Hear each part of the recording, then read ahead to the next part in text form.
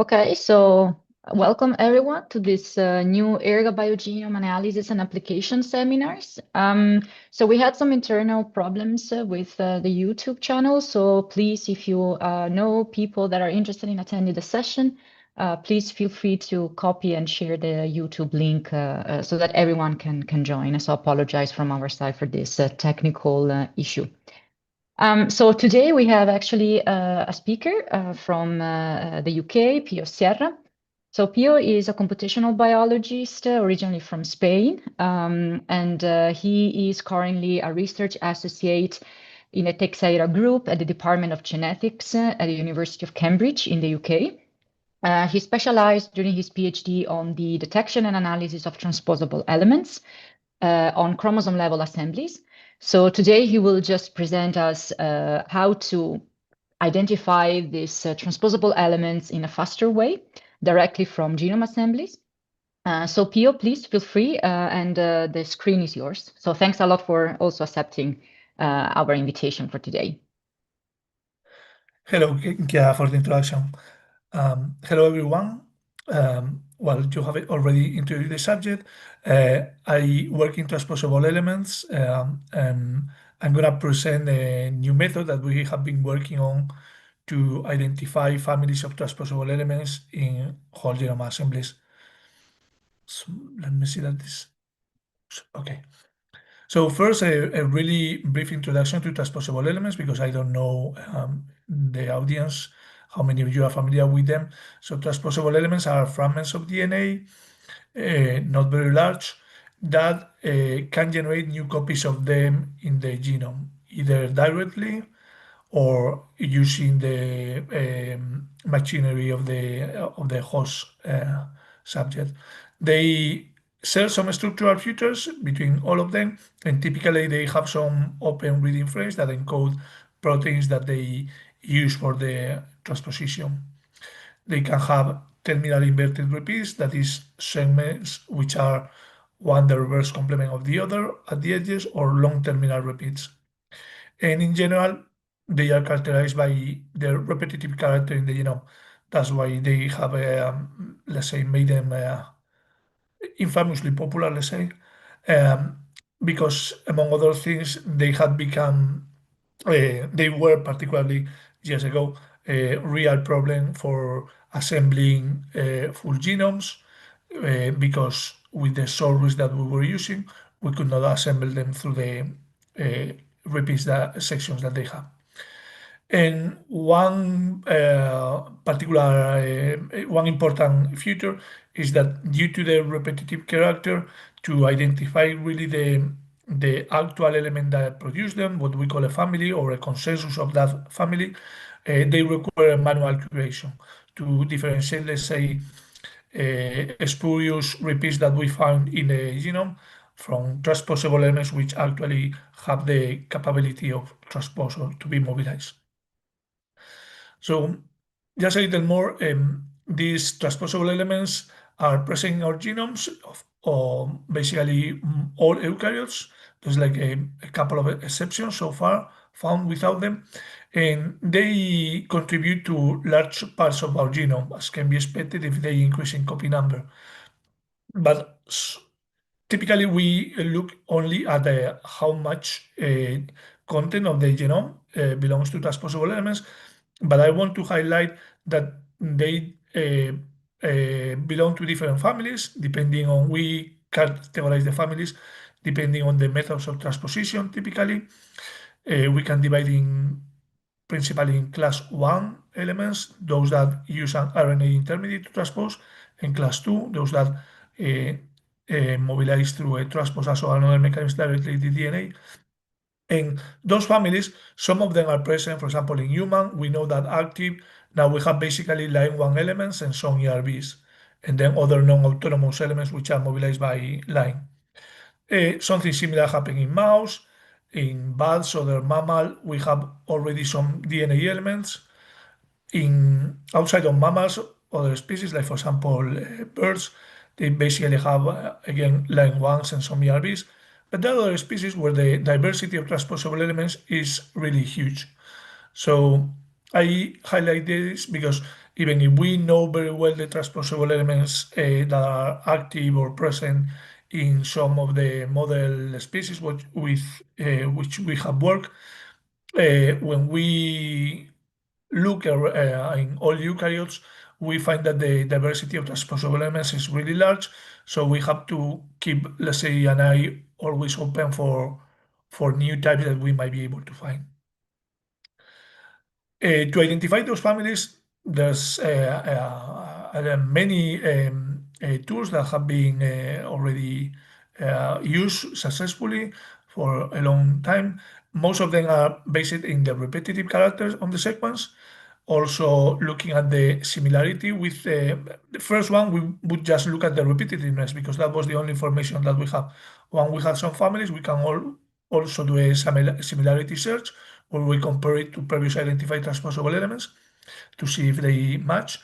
And once we knew them better, we can also look at the structure and try to identify those structures that I mentioned earlier and see if they are present.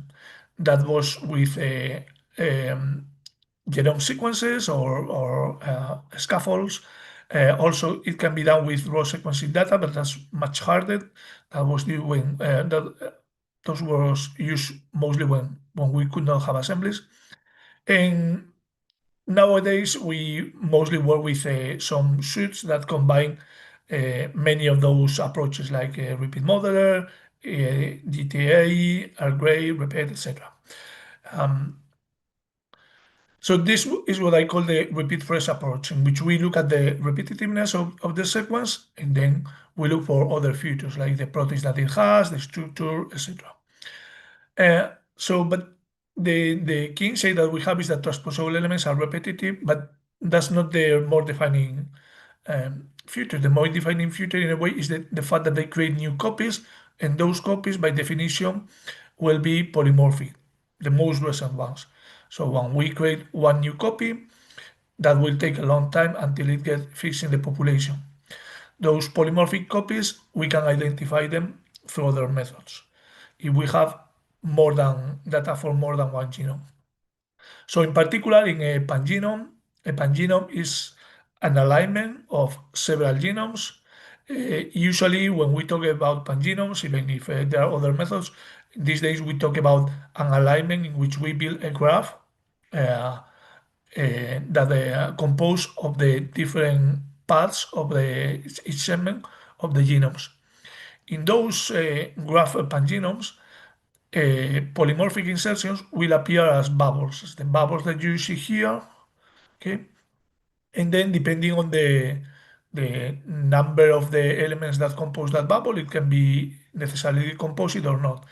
But the key property here is that bubbles, that is polymorphisms of a certain size in a genome, most of them will tend to be a transposable element insertion.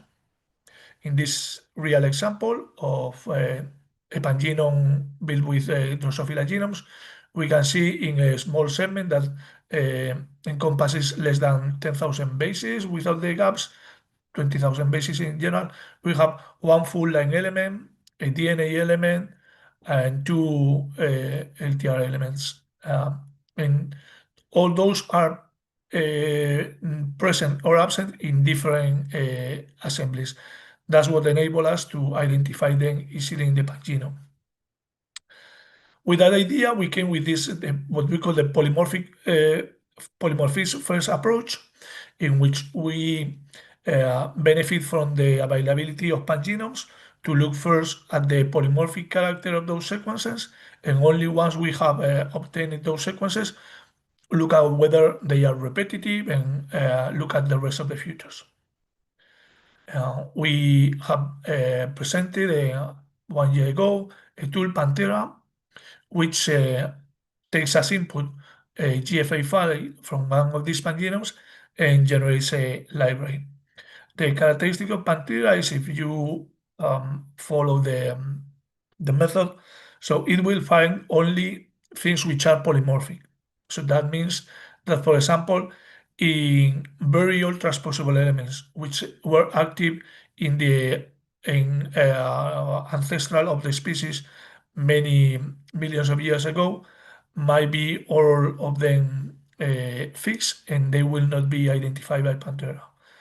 Also, in particularly small genomes, maybe the number of polymorphic elements is not really large, so Panthera may skip some of them. But on the other hand, the benefits are that it's particularly precise. That is, the results that you obtain tend to be a full, complete transposable elements by construction.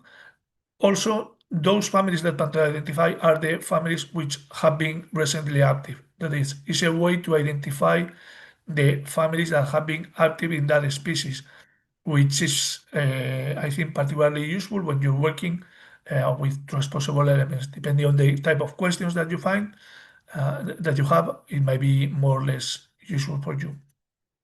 And third, and more importantly, maybe, is that it scales really well with the size of the genomes. Even if building large pangenomes is also more cumbersome, comparing to the repetitiveness method where we have to scan all the genome with typically a quadratic complexity, the scan for the polymorphisms once done the pangenome is much faster, and we can obtain a library in an easier way. So here you see a comparison of the results, and we are showing the large families compared to the curated library of Drosophila, which is one of the species which have a better curated libraries, and the results that you obtain with Panthera in using this particular pangenome compared to the results that you would get with one of the other tools with the default options. And here we highlight one example of an element where you get the complete sequence, including the LTRs. So, well, I'm not gonna stop too much here. This is you can look at the benchmark on the paper, but I would like to highlight what I mentioned earlier, that the sequences that we obtain tend to be more complete than comparative than other methods. And also because of the shortcomings that I mentioned, the objective is to mask the genome, finding any kind of bury or repeats. Panthera will always miss some of the older ones, so for that we recommend to let's say to combine it with other methods.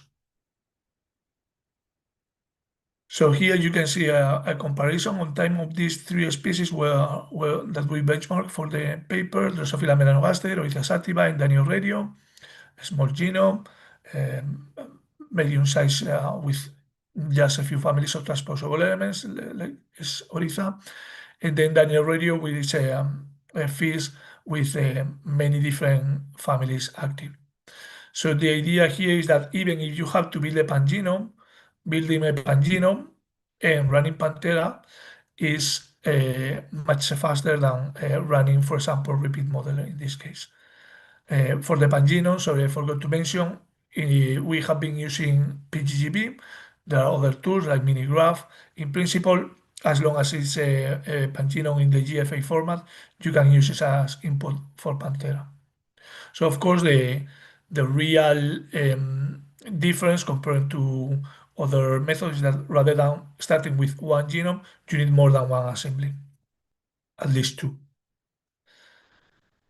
Another thing that we included with Panthera is PanTheR, because as I mentioned earlier, even if you return really good sequences, it's always recommended to do afterwards a manual curation to confirm that the sequences that you are providing belong to putative transposable elements and that you have included the full sequence, etc.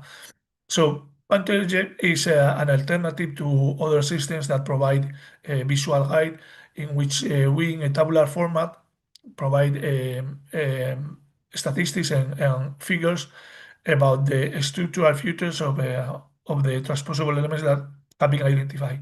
So this is a real example in which there has been no manual intervention still. And you see, for example, the distance from the edge at which we detect a poly A tail that we expect to find it in line elements. You find whether an LTR or a terminal inverted repeat is identified in the size, and we show the distance that the LTR or the terminal inverted repeat has to the edges, that is, whether it's complete or not. And finally, the size of the 3 largest open reading frames. Using this information, when you know something about the families, it's easier to select which are the families that you consider valid or not.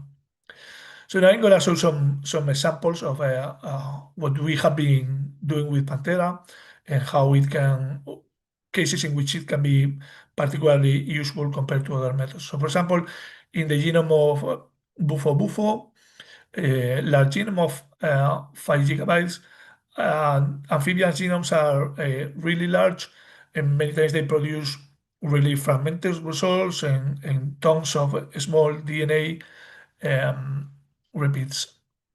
So what we have found using Pantera is that when you look at the polymorphisms, that is, elements which are polymorphic between different genomes and also are identical, the different polymorphisms. So we think that the most parsimonious explanation is that they have been mobilized.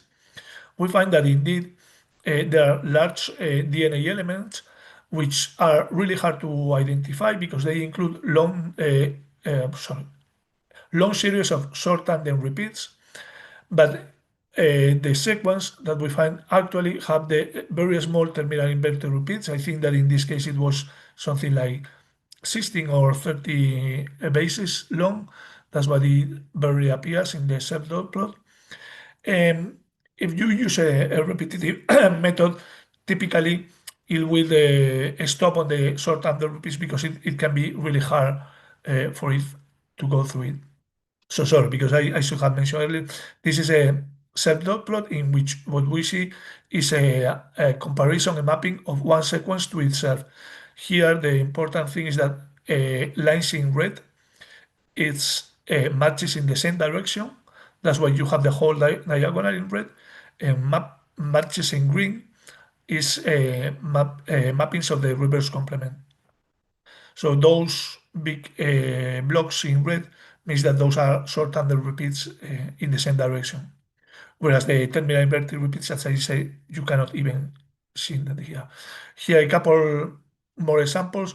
For example, this is a DNA TC1 element of Anopheles collucii, which actually is very well annotated in DFAM, Transposable Elements database, but we found that in particular there's a version of it that is being mobilized with those short tandem repeats that you see that are actually also in the reverse complementary side.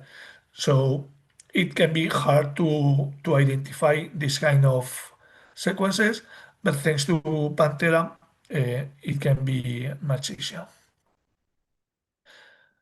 Next, I'm gonna tell you about another example in which we use let's say, the characteristic of Pantera to tackle a particular problem, and is the presence of mavericks in Lepidoptera. Mavericks are a particular type of class 2 DNA elements.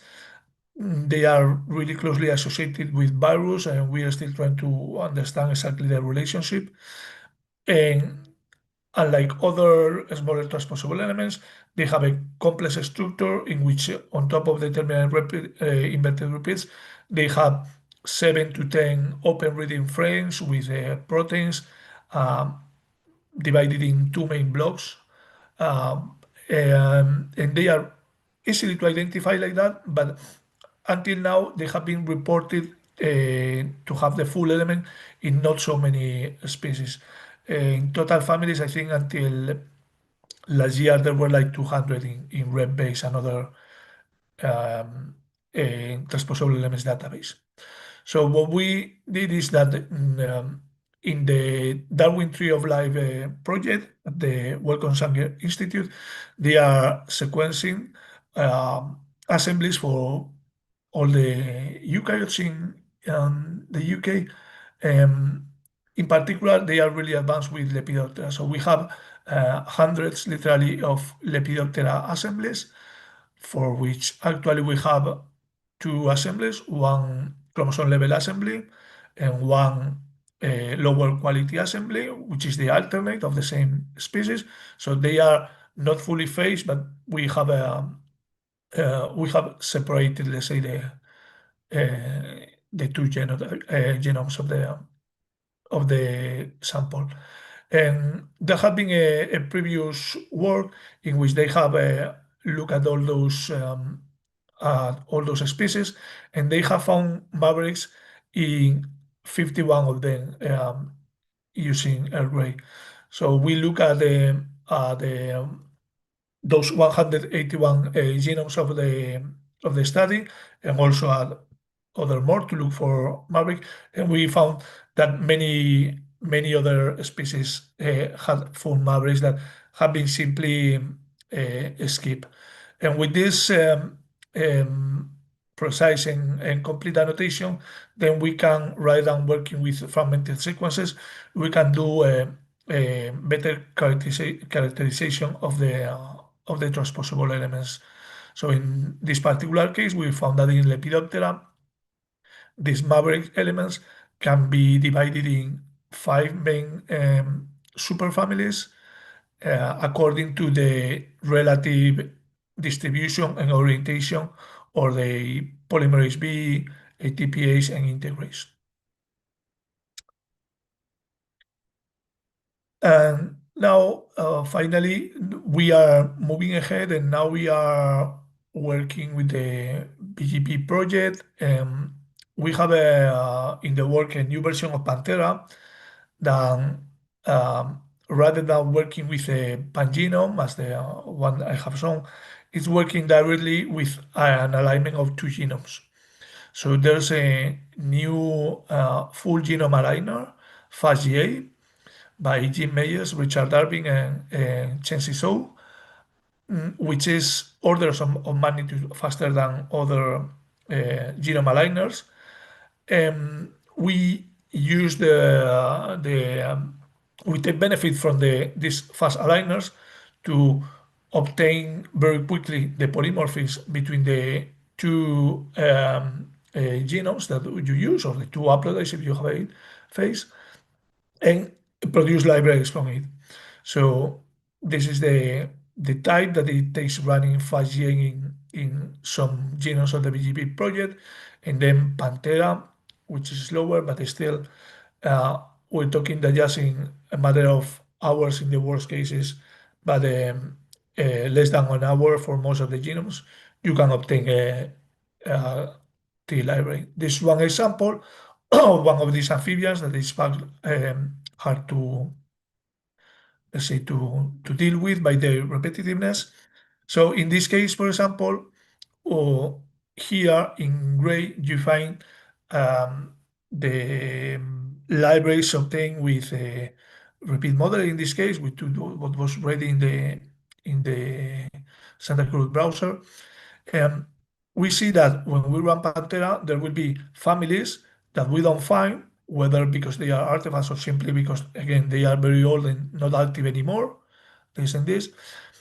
Then we see that we obtain the full line elements or LTRs that are present, but also we found that there are many other DNA families in this particular case that were not annotated, that they are actually being mobilized as a unit. In this particular case, not only we can identify them, these hard elements, but we see that there are many non-autonomous DNA elements that are being mobilized by them. And more importantly, sometimes things that are misclassified. So for example, these segments which were classified as ERB1 elements, deeper inspection of the terminal inverted repeat that we found in them shows that they share the terminal inverted repeats with the autonomous hard elements that have been properly identified.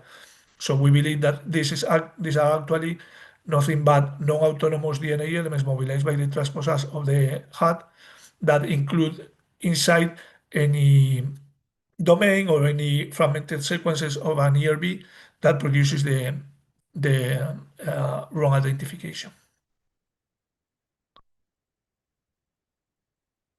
And this is maybe the one example of how you can handle genomes which are really hard to handle with other tools. So this is the genome of the results that we obtain in the genome of the axolot, which is 10 times larger than the human genome. It's highly repetitive. It has many families, but in particular, it has a huge quantity of long LTRs, which have been mobilized recently. And that's what we find here, that we find some DNA families like Coblock or hat or Pif hat finger that have been mobilized. The line elements, I highlight that in spite of the size of the genome and the fragmented we get full line elements. And then in particular, we have found new loci elements which actually cannot be even classified because they have an open reading frame which doesn't share any homology with anything that we have seen. So probably there will be a new family now. And this can be done running 5G and Pantera in a matter of hours. So this is a comparison returning to the plot that you saw earlier. So running this method in which we align just two genomes and then we run Pantera to obtain a library from the polymorphisms, we really decrease the speed necessary for creating a library. Again, this library will not be 100% complete. That's the drawback of the method. So if you're looking for all the AATs that have left a mark in the genome at any time, it will be missing some. But if you're more interested in what are the families which are active here, what are the full sequences that I can identify as full transposable elements, then it's definitely interesting. And that's it. I don't know if we have questions, Chiara, or... Yes, we have a couple indeed. Okay. So thanks a lot, Pio, for the presentation. So we can then go through some of the questions that came through during the talk. So the first one is the following. So if a transposable element is found as complete, I guess by Pantera, does it mean that it is certainly active, or we need additional evidence to know if it is recently active? Well, it's a matter of how... So if it's complete and it's not active, it should not have accumulated... so I mean, it would have been mobilized at a distance in time that will be defined by we can infer by the mutations that it has accumulated. If we don't have others to compare, we cannot confirm that it's active or not. But in any case, the main thing to take into account here is that to really say that something is being active now, you always need to look at the RNA to see that whether the class 1 they are being transcribed and whether the transposase of the class 2 is present. Sorry if I was confusing. When I was talking about active, I meant recently active. We're not saying that because Pantera found has been active now, immediately. We mean that in evolutionary terms, it has been recently active in this species.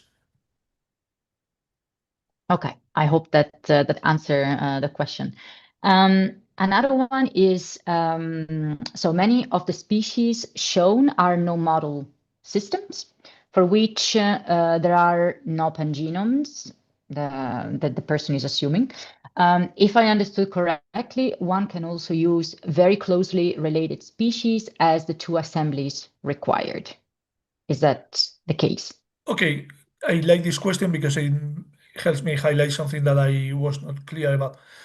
So, well, first, regarding pangenomes, I would recommend you to look at it's not about the availability of pangenomes.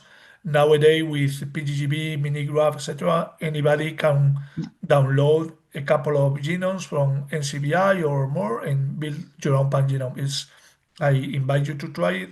It's really simple. Let's say I don't think it's particularly hard. Second, um, what's the distance that the two or the N assemblies can have? Well, the distance comes determined by how far the how large the divergence is and whether they can be aligned at all or not to build the pangenome. That is, if you use genomes which are from really close related species, I don't know, for example, human and bonobo, they will align fairly well. You can build a pangenome, and then you will obtain polymorphisms, which are not just, for example, in this case, polymorphic between two humans, but between one human and one bonobo, which will take you a little farther back. So that is the farther away the genomes are, the farther in the past you're looking for insertions. But there's a point when this breaks because you can no longer align it. Yeah, so actually I have a question actually linked to this, because maybe at that point, if you have very divergent species, then maybe it would be better to skip the pangenome step and look, for example, at, I don't know, like progressive cactus that deals better with I like mean, distantly if they related are very, species. very diverse, you cannot align them, so you need to go through other methods. No? I mean, if you don't have species in between, like for example, Yeah. like anchoring species, right? Then at that point, maybe the pangenome can still be built, or you just go through another approach like cactus or something. Perfect. And then one last question. So some species are so polymorphic that assemblers can result in the two haplotypes. I think this could be used to create a pangenome file as an input for, I guess, Panthera in this context. Well, another thing that I didn't mention in this allows me to explain is that some people always tell me, no, is that we just have one good assembly, but we have another one which is not so good, stuff like that. So one relevant point for using Panthera is that due to how it works, the fact that it will look for proper alignments, in which there's a certain amount of flanking region which aligns properly, and then the polymorphisms. The fact that the one of the genomes or even both are of not too high quality will not prevent Panthera from obtaining results. The pangenome might not be of very good quality. Okay, that's a different story. The alignment produced with the pangenome might not be good enough for many other purposes, but to extract relevant polymorphisms, which might be transposable elements, usually that still works. So actually, in the sample that I saw with Lepidoptera, those uh, almost 500 species, the pangenomes that we built were with just the main haplotype and then the highly fragmented scaffold alternate that we have. I see. Perfect. Then I have, so we don't have any further questions coming in, but I have one final one, and then maybe we can end the presentation here. So this is more like a sneak peek into the future, Pio. So is there indeed a plan to use this approach of Panthera to really provide for all these VGP assemblies and all the assemblies that are coming through these like projects under the EBP, like a set of transposable elements, but just running Panthera using as input maybe pangenomes or maybe comparative alignment build with Cactus, for example? Well, that's what we're working on. But again, I don't think it's not just about doing it with Pantera. As I said, this is just one more tool to try to help us identify transposable elements, but we can use others. In the end, it's all a collaborative work in which we are trying to build the better libraries of transposable elements, not just for model species, but for new ones, and including in the databases. The ultimate goal is to have better, reliable databases that will help us um, also use as source of truth to build automatic classifiers, etc. I see. Yeah. Well, you adventure yourself in a very tricky topic. That is sure. Okay. So thanks a lot. Thanks Thanks, a lot, Kira. Pio. And as also someone else said, thanks a lot. It was a very nice talk. I agree. So yeah, so we can end the presentation here. And thanks a lot for everyone that joined us on YouTube.